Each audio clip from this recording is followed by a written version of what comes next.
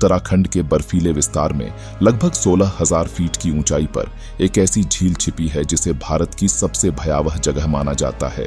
यह है रूपकुंड झील, एक ऐसी झील जो साल के ज्यादातर समय बर्फ में दबी रहती है और जब बर्फ पिघलती है यह सैकड़ों मानव कंकाल उगलती है।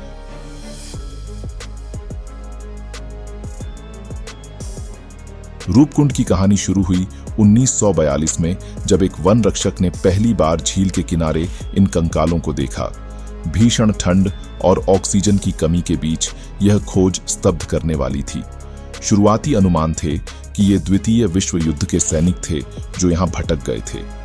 कुछ ने कहा कि यह कोई सामूहिक आत्महत्या का स्थल था, लेकिन कंकालों की बनावट कुछ और ही कहानी कह रही थी।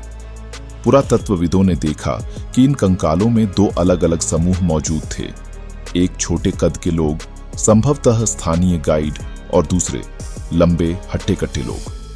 वैज्ञानिकों ने एक और भयानक चीज नोट की। इन सभी कंकालों की मौत एक ही तरह से हुई थी। इनके सिर के ऊपरी हिस्से पर गहरी और गोल दरारें थीं। अब तक का सबसे स्वीकृत सिद्धांत 1980 के दशक में आया। यह निष्कर्ष निकाला गया कि यह लोगों का एक समूह था जो एक धार्मिक यात्रा पर था, जिसे नंदा देवी राज्यजात यात्रा माना जाता है।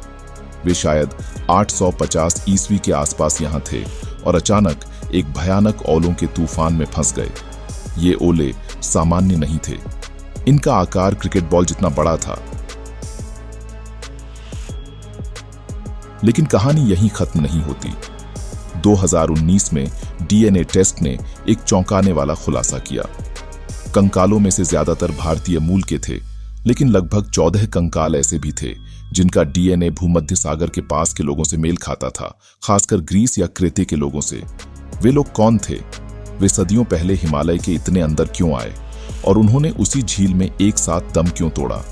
ओलों का सिद्धांत इन नए यात्रियों की कहानी नहीं बताता।